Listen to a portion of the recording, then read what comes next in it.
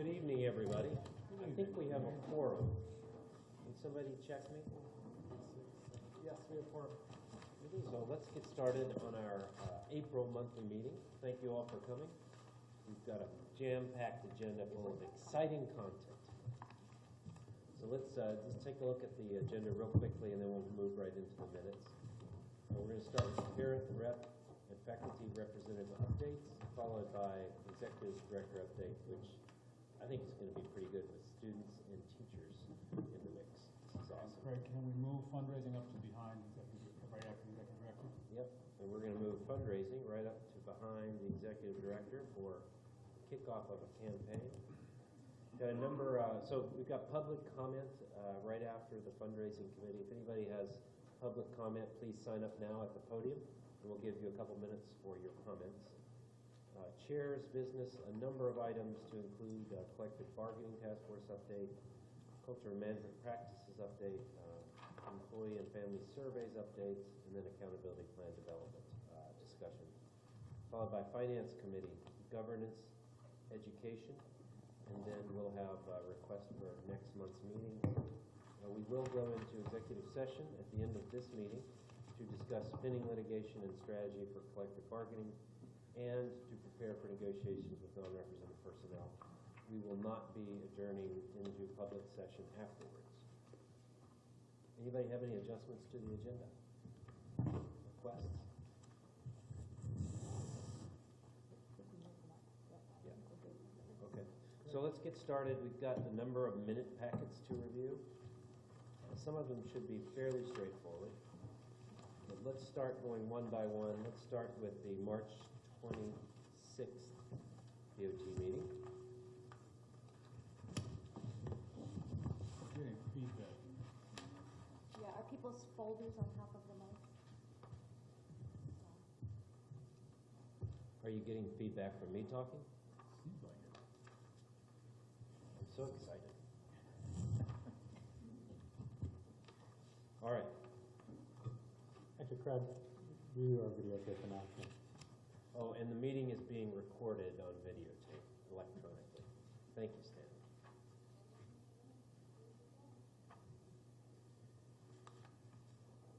Any questions on the meetings from 426?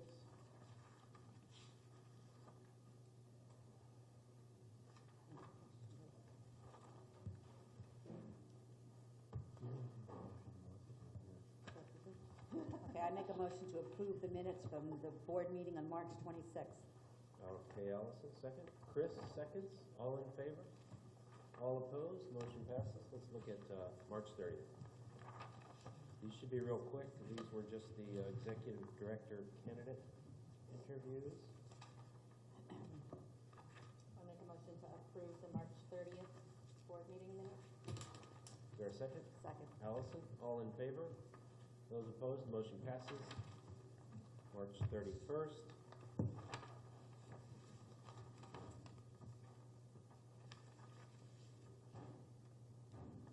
Motion to approve the March 31st special meeting minutes. Thank you, Allison. Is there a second? Second. Colleen seconds. All in favor? Those opposed?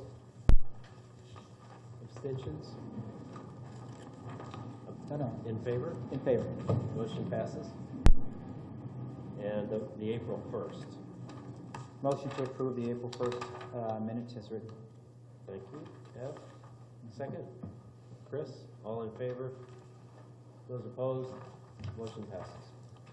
And the last one is April 7th.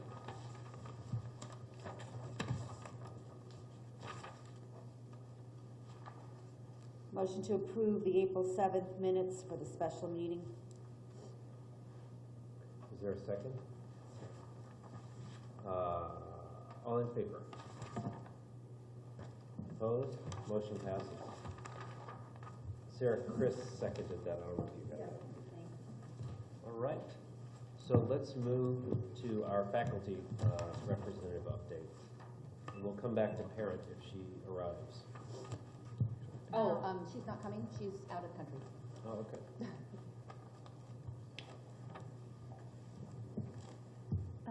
In my faculty report, I guess I would say that This is a time of year where anxiety for faculty is very high. This happens every year at this time of the year while we're waiting for contracts for next year to come out and whether people will or will not receive one. And people are just, it happens every year, but it's right now. And so a lot of staff are anxious, and until they have something in writing, that anxiety will probably continue. I think with contract negotiations ongoing and with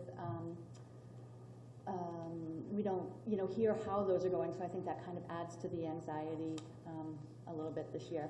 The only other thing I say... Jess, let me just Yeah. make a point of clarification. So it's my understanding that contract procedures for teachers will go on as they have in years past until an agreement would be made with the collective bargaining unit. Is that, Tom and Allison, that's correct Right. understanding? So the process should be uninterrupted completely. Is there any sense of when teachers will get, Yeah. I guess it's not really a contract, it's like a letter of whatever you call it. Oh, well, there you go, that will help. Tomorrow. That's wonderful. There you go, that was easy. And the other thing is going on is Pauline and Sarah and Marion have been emailing about the fact that it is time for election for faculty rep to be happening again. So we are, I've been talking to Sarah, and we'll send out a letter and get that process going. As just to be clear, it's a one-year term, and although I'm unclear on this, can the person be re-elected twice or re-elected once and serve 2 terms? So the thing that's confusing is because our bylaws are in transition. Okay. So the bylaws as they currently stand are 3 one-year terms. However, we have approved a change in bylaws that the faculty and parent reps would have 2 one-year terms. That has not been approved by DC yet. So we're still under our 3 one-year terms, but it's probably going to change. Okay. If assuming that it does change, after a person serves 2 years, and then if they take a year off, can they come back? Yes. Yes. Okay. Not that I'm that anxious to get back. I just was trying to clear. Yes. Okay. The same is true for the parent representative as well, or And for trustees. Thanks. That's all I've got. All right, thank you, Ms. Bowen. Let's move. To our school a few weeks ago. So I'd like to introduce Socorro Gandolfo and Amelia Gallagher, and they are both, it's so tempting to want to say the G, Gallagher, who are both 11th graders. They represented, again, AMSA as hosts for our Japanese visitors who came from the Tokyo International High School and visited AMSA. And by the way, there were follow-up emails to about 40 different students who hosted that day, and these two were so quick to jump on board to say that they wanted to come together for this. And you didn't really know each other before, and now here they go, and they've created a presentation together. So thank you for coming, ladies, and we're going to turn it over to you to do your presentation. So this is my Japanese teacher, engaging students. Is that on? Is that on? I don't think that's on. There's a button on it somewhere. I think it's on the mic itself.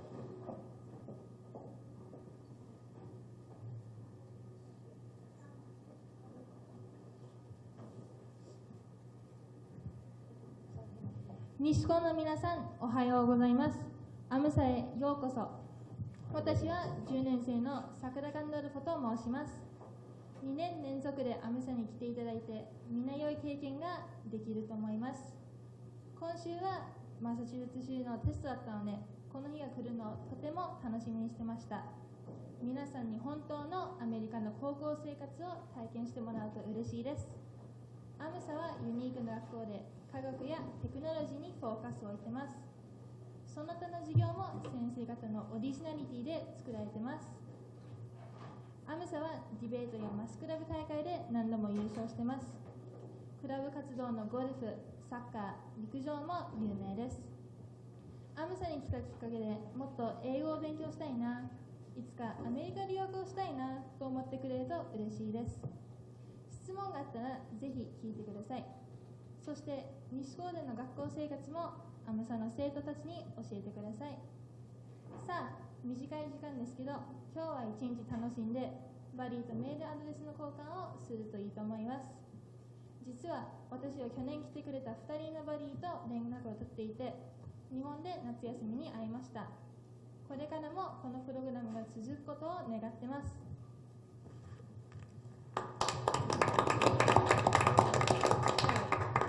Since I'm guessing most of the board is a little rusty on their Japanese, I will read the English translation of Sakura's speech.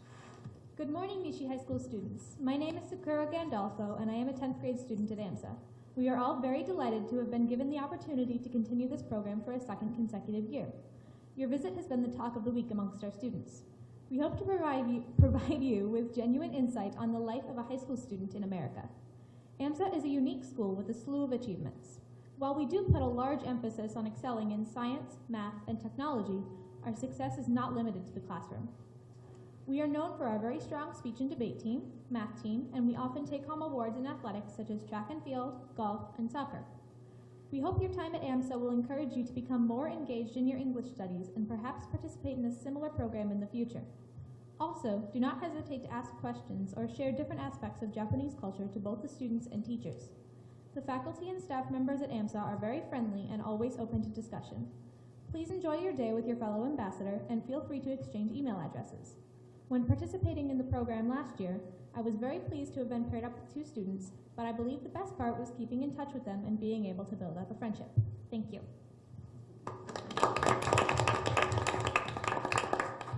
So we prepared for you a presentation on the Japanese visit. So they visited AMSA last year on a half day, and they came back this year for a full day. And the Nishi High School has also requested for a visit in 2016 as well. Nishi High School is a public school, and every year, they've sent to AMSA 20 students, of 20 girls and 20 boys. And so along with their visit to AMSA, they visited Harvard, MIT, and the Museum of Fine Arts. But they said that AMSA was the highlight of their visit. So when they do come to AMSA, they spend the whole day with the AMSA students, so going to all classrooms and lunch. And the teachers, 2 of them were Mr. Shinichi Hatano and Mr. Masaharu Watanabe, an English teacher and biology teacher. They also spend the day with AMSA's teachers as well and learn about the teacher culture here. So when the students came to AMSA, they also did a presentation about their school and their extracurriculars, their classroom. So in the picture, we see a student talking about their debate club. Was that their debate on the right or our debate? Their debate. So they debate uniforms as well? Yeah. Okay. It's funny. They did a little presentation for us where they actually had a debate in front of us. It's awesome. That's good. So here's how the schedule went. So at 7:20, the bus with the students arrived at AMSA. Afterwards, Dr. DeMello, she welcomed the guests and paired them up with AMSA students. Then I gave a speech in English and Japanese welcoming them. And afterwards, they also gave a presentation about their school, as we saw in the picture before. And then we had a mini Q&A session just talking about the differences between AMSA and their school.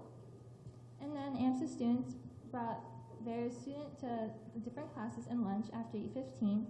And then at the end of the day, we escorted them to the lobby and then gave them a token gift, and we said our goodbyes. So it was a sad, but it was a fun day. So in response to this program, AMSA students have had very positive comments. Upon acceptance to the program, one student said, "I have a big love for Japanese culture and would love to be an ambassador for AMSA." And someone else said, "I feel honored that someone would even recommend me, and I would truly enjoy making a new friend from a foreign land." Of course, the best part of the program was the experience on the day that the Nishi High School students arrived. Someone said, "I had little difficulty communicating with my guest as he was very knowledgeable and considerably well-spoken in English." And as we look to the future of the program, someone said, "If we do this again next year, I would plan it pretty close to how it was planned this year. It was very well organized and welcoming." So even after the Nishi High School students left for the day, strong friendships remained between them and their host students at AMSA. Go up a little bit to read. I'd like to share a personal email that my guest for the day, Hinako, sent to me soon after she left. And as she said, please look at it in warm eyes, as her English is not perfect, she's still learning. Okay. So she said, "It's the first time for me to send an email in English, so maybe there are strange English or grammar. But please look at it in warm eyes. Thank you for your guide today. It was so nice day. I enjoyed the class at AMSA. I could learn the differences between America and Japan. but we couldn't ask you so many questions, so I'll ask in emails. I want to learn English more, so please use rough English. Last, what should I call you? Let me know. And she said, good night, I don't know what to say at the end of mail. Right. So as you could tell from that email and these pictures, AMSA students and Nishi High School students really did make great friends during the day. It was a really positive experience for everyone involved, and I hope that it can continue next year. I'd like to give a big thank you to Dr. DeMello and everyone else who made this program happen. So thanks.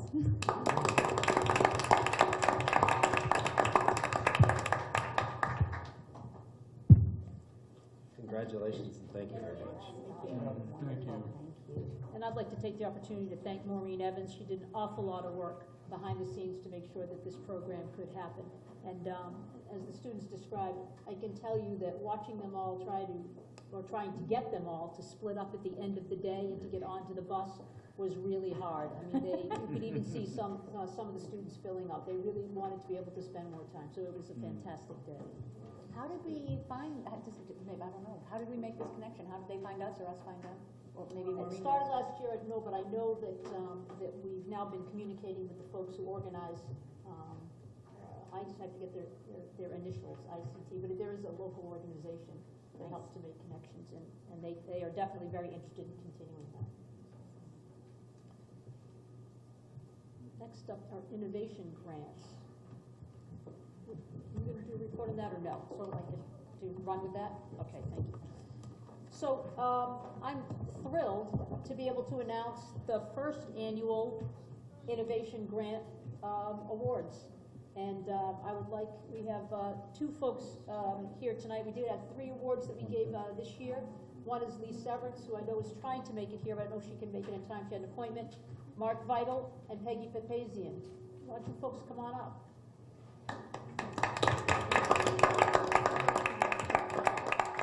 So while they're coming forward, I just want to give a little quick background. This year, the fundraising committee got together and had a conversation about trying to implement some new incentive to teachers where they could have an opportunity to be a little bit more creative and innovative and apply to do something that perhaps they wouldn't normally be able to do. And so these folks took advantage of that offer and wrote some terrific proposals which were accepted. And so they're going to share that with you right now.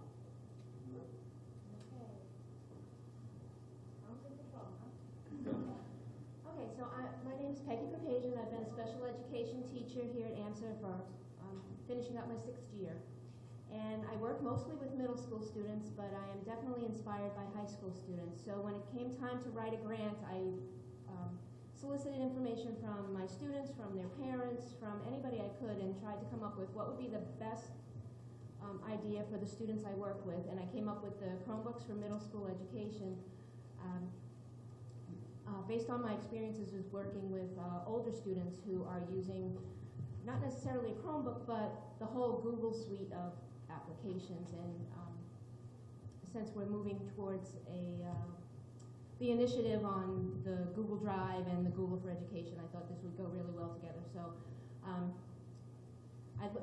the first thing I did was look at our current situation. What are my students using, and are they using them effectively, and what can we make it better? So right now we have in the middle school many special needs students who are issued AMSA netbooks. And they only serve one purpose right now, and that's to provide an accommodation for typing their written work. There's no internet access because the internet is extremely difficult to manage. They're extremely slow to boot up, so that cuts into learning time. They have a very short battery life, and the biggest obstacle that I encountered was the complicated save features. Everything that a student does on this netbook gets saved to our network. Not necessarily internet involved, but the network. They go home, they don't have the network anymore. So now they're doing work on this netbook, and they have to save it to a drive so that when they come back to school the next day, they can put it back on the network. And this is really complicated. It's resulted in a lot of lost files, and oh my goodness, I know I did my biology work last night, where is it? We searched their netbook, we can't find it, and it's all because of the saving capabilities. The next one. So I thought I need to come up with a functional tool that's going to help these students who are on IEPs. And I looked at what were the most common goals that students have, and basically the most common goals were students have written language goals and they have executive functioning goals. And I said, okay, what tool can we use to incorporate all this and put it all together in addition to using their assistive technology? And I thought the Chromebooks, in addition to our initiative for Google for Education, both worked well together because the Chromebooks are a Google product and everything worked nicely. Go ahead. So, why a Chromebook when most of the world is going towards the iPads? And I was asked that question a lot by people. And I had to think, okay, well, what are the benefits of a Chromebook over an iPad? And I came up with some reasons. The first one is that when we have the Chromebooks in partnership with Google, we get the free training. They also have an extremely long battery life, which is going to be really helpful to the students. And they have an instant startup. The netbooks that we currently use, the students are waiting 2, 3, 4 minutes for these things to boot up. Meanwhile, the class is done with the do now. So, there was that conflict. The Chromebook, instant startup, even an iPad has a longer startup. Research showed that students actually prefer laptops over tablets when it comes to schoolwork. We wouldn't have a need for a server to manage anything because everything's done through Google. And the management of the Chromebooks is really, really super easy. We can add internet features that we want and remove internet features that we don't want. So now the students would have access to the internet. Go ahead. There's a few more things that made it really, really enticing. And that's the way that the Chromebook works with the Google Cloud and the whole Google initiative. Everything is saved to the cloud. So if a kid goes to grandma's for the weekend, they can log on to grandma's computer and still be able to get their stuff from the cloud, even though they don't have that Chromebook with them. But the Chromebook adds the extra security of knowing everything works together. Also, moving in the direction of our AMSA initiative with the Google Drive, there are so many apps that help with writing and also help with organizational skills that the students are going to be able to implement that they could not implement on their netbooks. And when it comes to writing, you have to think about, can I use an iPad to actually write an 8 to 10 page research paper? Unless you're going and you're buying that extra keyboard, the answer would be no. So the apps and all the features were definitely a selling point. The fact that the Chromebook, in addition to the Google partner,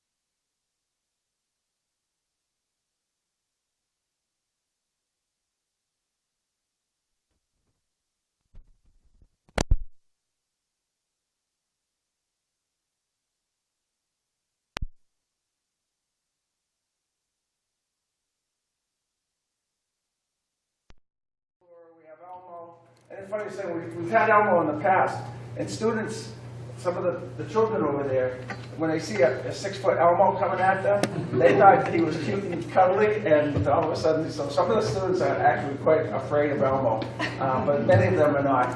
And we have magic shows, we have face painting. It's just a day to celebrate reading for these children that like I said, many of them probably have never had the opportunity to do that at home. So that day we'll have probably about 50 to 55 6th grade students who have been involved in the program. And what this technology grant allows them to do is they pick that Elmo costume, Dora the Explorer costume gets paid by this grant. That they are going to have they came up with these things, and it's so cute to watch the 6th graders do it. It's very cute to me. So they're going to have cards. They're going to have a picture of a cat and C-A-T underneath, and they're going to ask a 2-year-old, what you can read, what does that say? And they're going to see a picture of a cat, and they're going to say cat, and they're going to say, yay, you won, and they're going to get gifts. So there's a whole lot of fun activities like that they'll be doing on the 29th. It's really, it's great that we have a partnership with them. Just a month ago, my AP psychology class went over there and observed the children, and they truly are a wonderful organization for us to partner with. We're helping them out next week, but the observations that my AP students had with them was monumental as well. So I want, again, like Peggy, I'd like to thank the screening committee and View for allowing me to rattle on for a little bit. Thank you. Mark.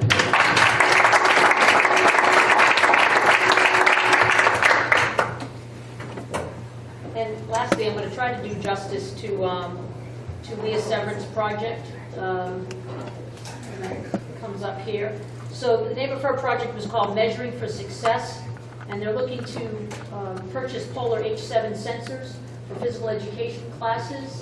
And the idea is, the next slide please. There you go. The idea is to use these to monitor heart rate. So they create heart rate sensors that allow students to track their heart rate and hopefully be able to see progress over time. Thank you. So the program is fitness-based model in comparison to skill-based. So a lot of times in physical education, people get the sense that the focus is always whether or not a student can do, X number of layups or something as particular skills, rather than lifelong learning of being active with a fitness focus. So the philosophy of their program is to personalize the class for each student so that they will have the capacity, understanding, and experience to know how to improve their own personal fitness now and for years beyond.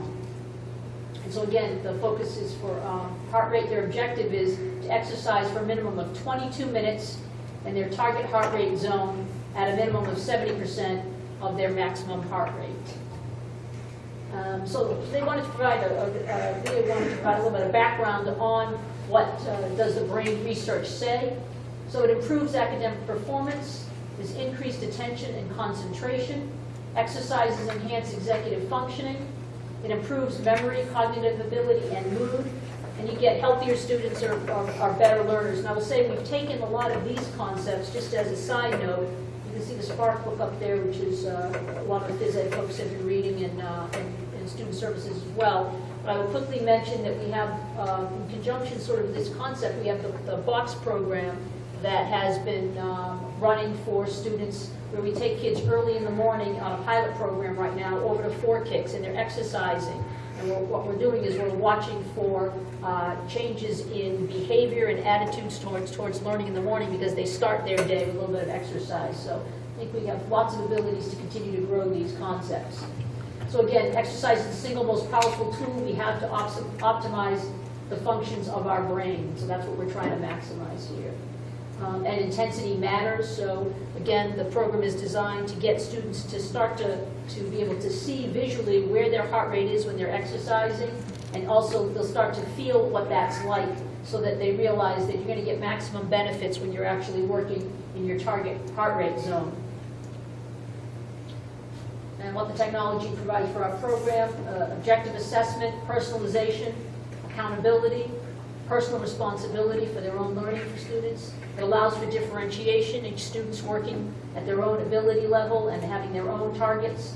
And then again, they get pretty quick and instant formative and summative assessment feedback. It also levels the playing field for students, enhances understanding, validation for students and teachers about their progress, data collection, which oftentimes can be more challenging in physical education if you don't have these kinds of tools, motivates and empowers students. Again, they're working on personalized goals, so that's always helpful, and respect, empathy, and confidence. They'll be communicating the objectives daily and clearly for the students, setting reasonable expectations that they can achieve, aligning the expectations to student grades, and planning for success. And I think the bottom line of this whole program is they want to create opportunities. Students are enjoying fitness and having fun, and therefore turning them into lifelong fitness participants. I think we just kind of look at this: promoting communication, accessibility, and personal feedback, some of the things we've mentioned already, and changing the rules, opportunities for students to be able to tie into mobile resources. If you look around the room, or just walking around now, you're going to see lots of people with, I don't want to give a name brand, but different types of wrist devices that allow for that personal monitoring. There's a reason it's becoming popular, because people can continue to set personal goals that allow them on a daily basis to monitor their own exercise. And I think that it's kind of a nice craze that's starting to sweep, and it makes sense that education should be starting the students at an early age to learn that, to lead that cause. And so we are excited to announce that Phys Ed is thrilled to have these devices that will come with a couple of iPads for the monitoring to be able to happen, everything to tie into. And so congratulations to Leah Severance for this innovation grant proposal.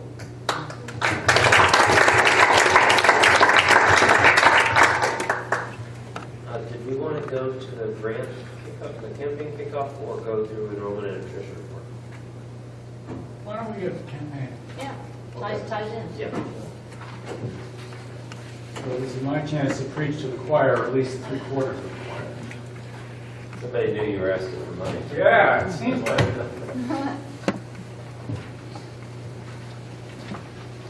Great, so I want to thank Dr. DeMello for really taking this idea and running with it, and making it real this year. And I want to thank all the donors to the Giving Campaign in past years, and especially last year for making it possible. And I want to ask all of us on the board for money. We're kicking off the campaign with the campaign to the board. So what I just handed out gives you a little bit of the structure for the campaign this year. But the purpose, as it has been, is to create, maintain, and replenish a fund that will support innovation grants and other initiatives to celebrate and encourage, enable, and encourage initiative, innovation, and creativity in teaching. That's really what this fund has been about since the beginning. Now, I think we had names for it that weren't as sexy. You know, it was, 1 year was professional development, and that's good. What we're trying to do now is kind of raise everybody's sights, and I think these three grants are really great examples, because I think they're each brilliant. You all still here? I mean, in each in its own way is just brilliant and beautiful. I went to a skills-based, I didn't know the term existed, gym class, speaking when I was in school. I hated it. I couldn't bounce basketball. Everyone could succeed at this. The Chromebooks, I think that, I think that was very, very well explained. And this, bag full of big books for kids in the child care. That bag full of 13 books makes a huge difference. And it can be a lifelong difference. It's one of the things that children lack. And so the fact that you're doing that and the kind of leadership that you got to go, and the patience to present the idea again after, this is last year, I think, it was great to stick with it. So we want to celebrate all of you for that. And what we want to do is have a fund that's going to enable that, perhaps other things as well, but certainly to keep this program going. And so we want to fund it. We want to have a couple of years' worth in the bank, because that's how you do these things. Someday, maybe we can endow it, but that's years hence. So our results last year, we had 44% family participation, raising just about $50,000. I spent 20 years fundraising. 44% is pretty good. It's very good. So there's a lot to be very, very pleased about. And I know, and Maureen was great in terms of staffing it. And when she was reporting the results, she said, oh, it was only 44%. Our goal was 100. I said 44 is really, really good. 65 is really, really better. So that's what we'd like to do this year. And I didn't put a number on it because it's really, the numbers kind of take care of themselves.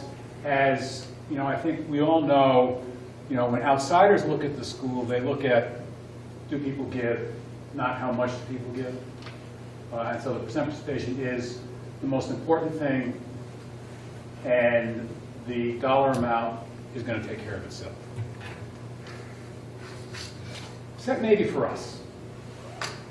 So I think as board members, you know, we're leaders of this organization. We're kind of the holders of the long-term vision for the future. We're some of the holders. The faculty is the secret ingredient in the special sauce that is Amsac. Ew, I don't want to be supposed And for us, don't mess with my metaphor. Okay, I'm sorry. And so for us to invest in that, I think, is important because it's important instrumentally to have that resource there. It's important symbolically because it says what we think of what we're doing and what everybody else here is doing. So everybody comes from their own base in terms of what they like to give, you know, how much they like to give, how much they can give. Those are all personal decisions, which I just ask everybody to try and make thoughtfully and try and make it ambitious. If we were to try and raise $5,000, that would be an average of something like 480 a board. Wouldn't 10 be great? That would be something like 740 a board. And that would be the average. So some would give more, some would give less. What I would ask everybody to do is think about what is a meaningful amount for you, and what's a meaningful amount that's symbolic of your commitment to this institution. And go with that. And if we all do that, whatever the number is, it'll be something that we can be proud of. You'll get an email from me tomorrow or the next day with the magic link. And I'll have Maureen send you an envelope to grab first and a check. But what I would like to do is, you see in the calendar, what we want to do is start the kickoff of the general campaign with an announcement of the results of the board campaign. So here's our statement, and we want to invite the rest of the community to step up with us. So what's going to happen is, we've got the first two items checked off the list, which is always nice to do. We've heard about the grants. Week of the 27th, we're going to do an email out to the entire community with a postal mail drop at the same time. So they're going to get the email Monday afternoon, and then they'll get the thing in the mail Wednesday morning. It's kind of a 1-2 punch kind of reminder. During the week of May 4th, we're going to announce the results of the board campaign with a reminder. During the weeks of May 5th and 18th, we're going to do a phone-a-thon, which is an innovation that Roger put in place in the last campaign. The Leaders of the Future group that Maureen works with, and volunteers, so we'll have a chance, from the Board of Trustees, help to make those calls. And the kids just loved it. They really, really loved doing it, and loved the responses they got. Yes, I've heard that Allison's a very good fundraiser. He had some fun, too. Yeah, it is. It's very fun. So that was, we're going to do that again. Putting the fun in fundraising. There's no time for puns, you do. Then we're going to do another reminder, and we're going to close the campaign. It never closes. We'll never send your money back. And then the innovation this year is to do a thankathon once we've closed it. And so that would be doing another phone bank, thanking people who have given, and giving them an extra special personal invitation to the 10th anniversary celebration. So if you can just think about what the right thing for you to do is, and you'll get an email from me inviting you to do it. So we're going to be able to donate online? Yes. And will they take all forms of payment, or just will it be PayPal or MasterCard, Visa, Amex? I believe it's credit card as well. It's credit cards through the AMSA store via the standard mechanism. It's actually slightly more efficient for us to provide a check because there is 2 to 3% off the top that goes to the administration of the store. So if you're on the fence as to which mechanism to use, write a check. Is All right. there, We'll get addressed envelopes out to everybody. is there a way to set it up so that there's like a monthly thing, or is it just a one-time shot? So if you wanted to set it up on a credit card as a monthly thing, I don't think that's what you're saying. She's asking What for if somebody pledge. wanted to donate Yeah, a lot, but wanted it to happen over the course of Yeah, Payment sometimes, cycle. yeah, some people. Sustainers. Sustainer, yes. No, there is a bonus store. Okay. Yeah, so if somebody really wanted to, we have to figure it out. Well, you So can the also answer- just do it through your own personal check, your own personal bank account, and have an automatic check sent every month to AMSA. Yeah, so if someone actually wrote down a pledge and said, I'm going to have $100 from my checking account taken out every month for a total of $1,200, then we would thank them and recognize them for a $1,200 gift. Great. Thank you all very much. Thanks, Chris.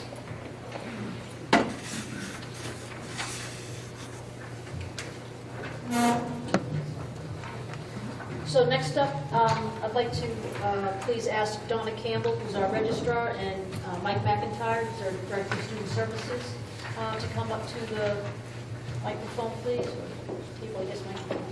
And I want to say thank you for looking at my request with more minds.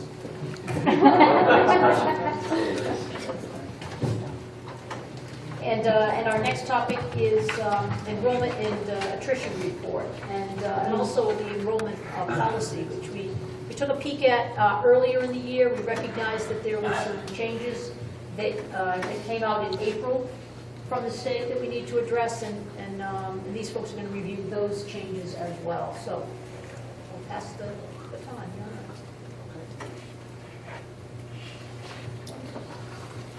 Basically, lottery info, once the lottery is done, there's a spreadsheet that I put on the website. To locate it, you go to the website, you go to About Us, Office of the Registrar, hit lottery info, which is on the right-hand side, and then you're going to see a spreadsheet that explains what happened during the lottery. So after every lottery, I put this out on the website. So if you go to the next slide, this is part of the letter, most of it didn't fit, but basically, the lottery for 2015-16 was held on February 13th. Because we had a large number of applicants, the lottery was held for four core towns of Clinton, Hudson, Marlborough, and Maynard.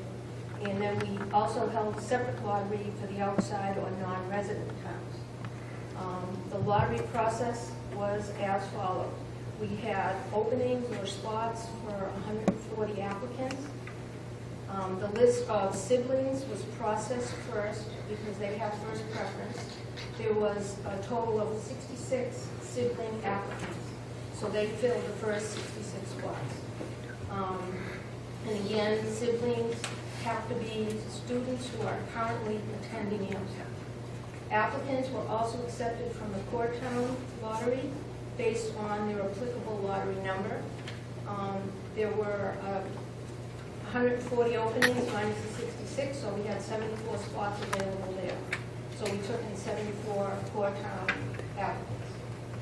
Any other applicants at this time are now on a wait list currently, and any future openings right now are based on attrition.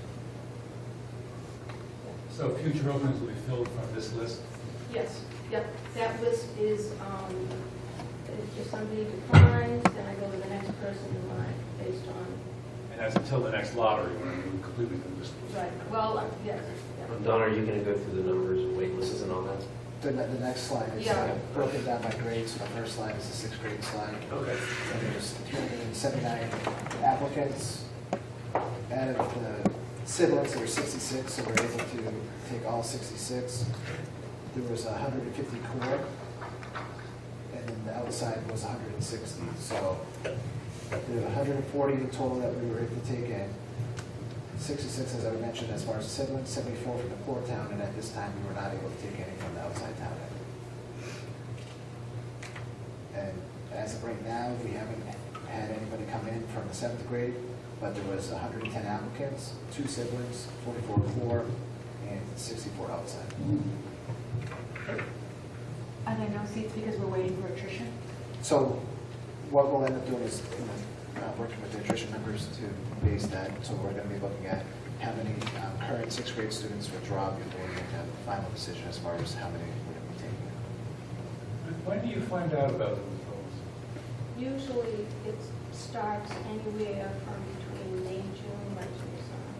Most of the attrition happens at that time. I've had a lot of people withdraw just before the school. Oh, it's all the way up to now. Right. And one of the key areas where we're getting feedback right now is when the students do the course selection sheets with the guidance counselors, they're asking for that feedback so that they're starting to get a baseline as far as what is happening. And then Aspen Valley Tech does work with us to give us that information for 8th grade students going into 9th grade, and then some of the private schools do feedback as well.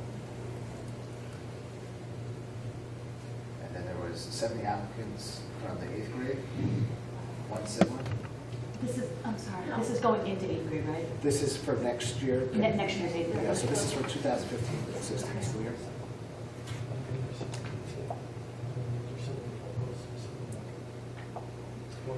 Right, Roger just bringing up a good point. So, for example, with the 6th grade selection process, as a sibling comes in, then that does adjust the numbers. So, every time a student comes in, we have to make sure that we're doing a cross-reference so that people are going from either the core or outside to the sibling category. Right, the key of my understanding of this is that they don't rise to the sibling bucket until the student actually attends class. The student has to currently be attending this sibling to get first. Absolutely. So, the very first day of school is when we would have a change in status. Well, Could you just repeat that, because we've had a lot of O's around the table, I think it's important to just repeat that thing again.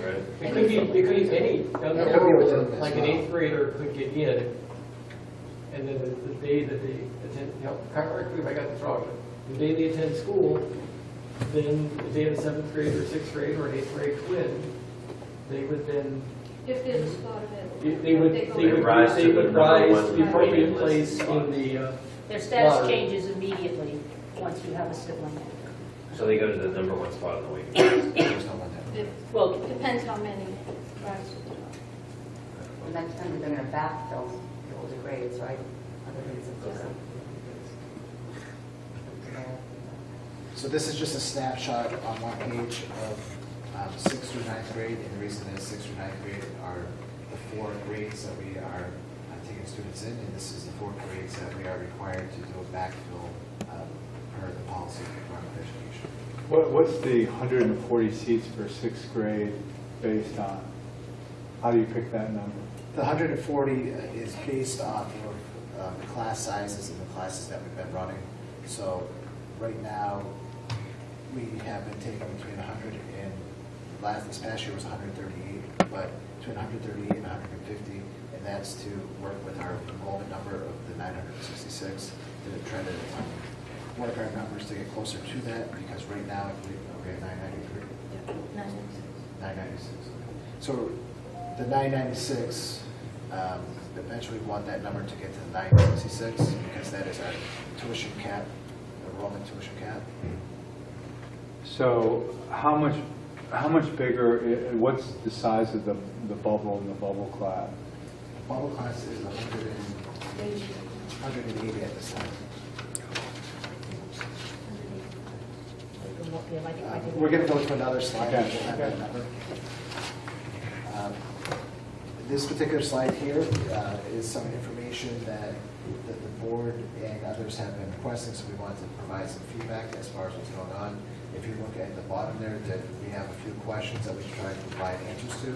So the first question is, what is the percentage of AMSA students from each of the 4 core towns over the past 3 years?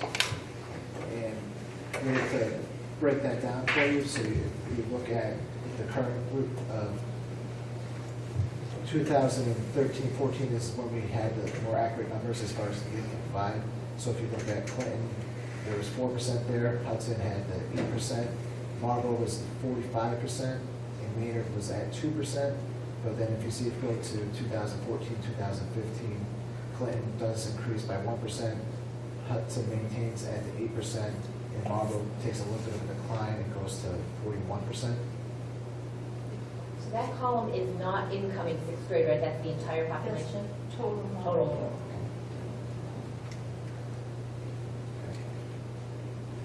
And, I got it.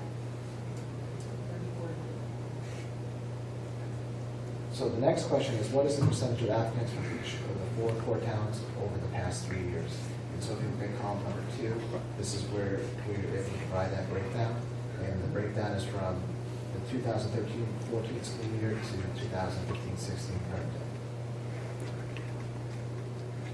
And as So you it's can see, stabilized, so this year.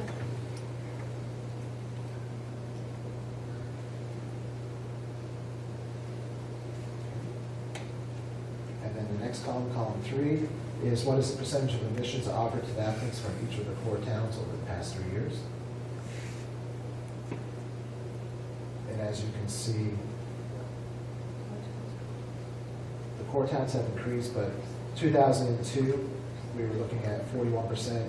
The current day, we're at 83%. So as you can see, we had the quote that I've heard many times is we're taken from 90 different communities, and now the siblings that were coming from those original 90 are starting to deplete, and the only ones that are able to get in from the outside core towns are the sibling status, and so that's why you're seeing the shift in the numbers going from the 41% to the current day of 83% offered to the core.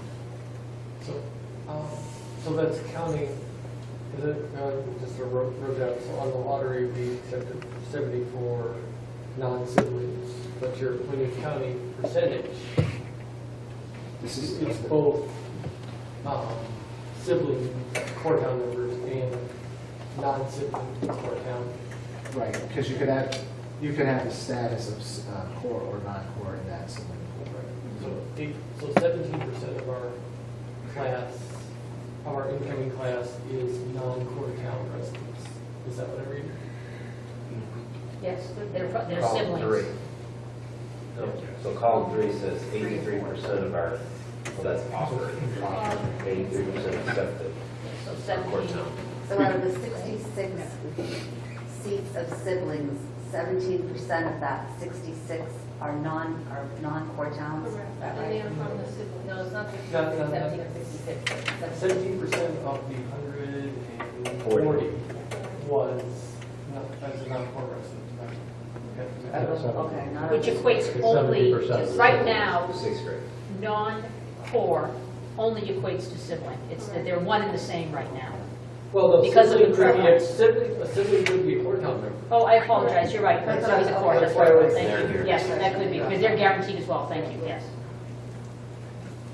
I guess I should just say, if you're a sibling, and if you're out of the core, you have to have been a sibling. Right. I like column 5, that's where you're headed next. We can go right to 5, or we'll just take a real quick look at number 4 and see that the amount of ones that were accepted, people that are accepted to come to things are excited, and they 99% of the time they follow through with taking their seats. Yep. There is, of course, always change in mind, but that's a limited amount of time. So that's not an attrition number, it's a yield number. That's of the people offered admission, that's who comes. Well, It's not like so, attrition. so if you have someone drop and is replaced by a core town, then that would maintain the percentages too, correct? Right, if somebody drops from the core town and was replaced by somebody from a core town, I mean, Yeah, the only time that would increase would be potentially if the siblings start to drop out. no, you were saying that because the offers and the accepteds are the same percentage, that means people accept. But if they were offered, You're correct. right, They may not be all the same people. Yes, no, I- correct. But what I'm saying. They're both all from core. But over the last 2 years that I've been here, we have seen a large amount of people accepting, but you're absolutely correct with your point as well. Yeah. And then for the 4 years that Dawn has been